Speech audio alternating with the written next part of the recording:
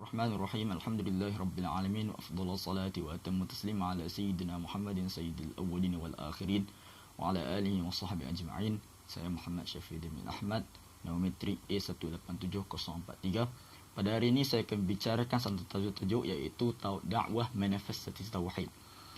Kita boleh melihat maksud tauhid yang pertama ialah mensatukan Allah, mengesahkan Allah, yakni kita meyakini kewujudan Allah Subhanahu wa taala.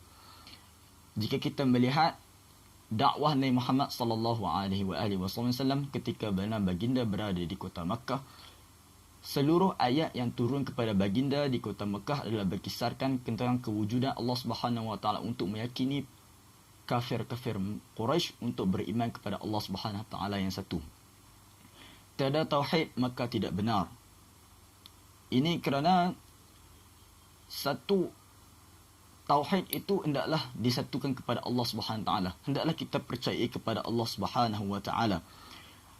Jika kita melihat tauhid ini hanya satu. Mana-mana dunia pun kalau kita tengok hari ini, tauhid adalah satu, iaitu kita percaya Allah Subhanahu wa taala yang satu. Adapun kalau kita tengok mazhab ada banyak. Mazhab ada mazhab Hanafi, Imam Syafi'i, Imam Maliki dan Imam Ahmad Hanbali. Adapun tauhid ini hanya ada dua, iaitu hasil daripada Al-Imam Abu Hasan Al-Asy'ari dan Abu Sa'id Al-Maturidi, maka terhasillah mazhab Ahlussunnah wal Jamaah. Kepentingan tauhid pada zaman ini ialah kita nak selamatkan manusia. Kita nak selamatkan manusia untuk berada dalam syurga Allah Subhanahu wa taala pada hari akhirat nanti. Adapun kita boleh melihat banyak hadis yang menyatakan orang-orang kafir akan diazab di dalam neraka Allah Subhanahu wa taala kerana tiada iman pada dalam dada mereka. Adapun orang-orang Islam, apabila mereka melakukan satu kesalahan, Allah Subhanahu wa taala akan menyeksa mereka dan akan mengampunkan mereka dan akan memasukkan mereka ke dalam syurga Allah Subhanahu wa taala yang kekal abadi. Orang-orang kafir ini Allah Subhanahu wa taala telah menjamin kehidupan mereka dalam neraka.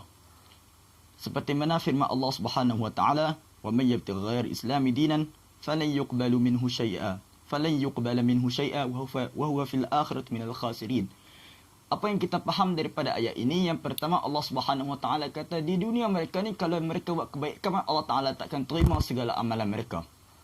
Maksudnya amalan mereka ni kosong, tidak dicatat kerana mereka tidak beriman kepada Allah Subhanahu wa taala. Dan juga mereka di akhirat menjadi orang-orang yang kalangan rugi.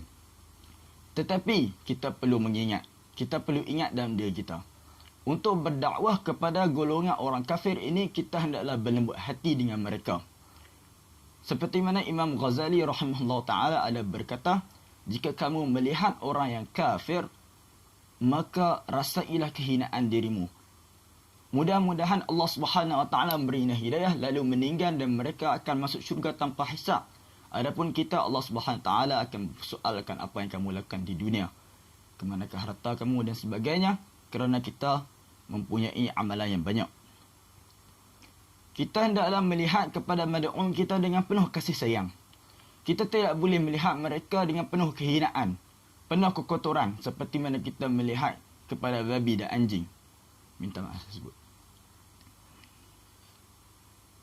Lagi mana tinggi seseorang itu mempercayai Allah Subhanahu wa taala, sebanyak itulah mereka ingin berdakwah kepada manusia kerana mereka mempercayai Allah Subhanahu wa taala mampu menolong orang-orang yang kafir ini untuk masuk syurga dengan keimanan. Hal ini kalau kita tengok dekat luar, banyak ustaz-ustaz mengajar tauhid ni lebih keras sedikit usaha mereka kerana tauhid ni adalah satu, kalau macam buat rumah kita punya base. Nak buat base ni kena ketuk kuat sikit. Bila kita ketuk kuat, maka benda tu akan jadi kukuh. Dia tak macam orang mengajar tasawuf. Tasawuf ni kalau mengajar ketuk kuat, nanti orang lari. Sebab tasawuf ni dia menyucikan diri. Adapun tauhid ni dia mesti kukuh.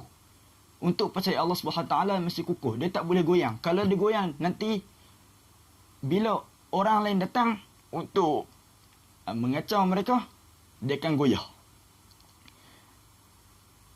Dakwah tauhid sedikit kerana asas. Kerana tiada asas. Manusia sekarang, kalau kita tengok tauhid tidak sebanyak mana yang ada pada zaman dahulu. Zaman dahulu tauhid mereka sangat kuat. Tauhid mereka, keimanan mereka percaya kepada rezeki, keimanan mereka percaya kepada kesihatan mereka. Tentang masalah mereka semuanya disandarkan kepada Allah Subhanahu Wa Taala. Dengan adanya dakwah dan untuk manifestasikan tauhid, menjadikan nyata tauhid itu, maka ia akan dimudahkan Allah Subhanahu Wa Taala. Setakat itu saya. Wassalamualaikum warahmatullahi taala wabarakatuh.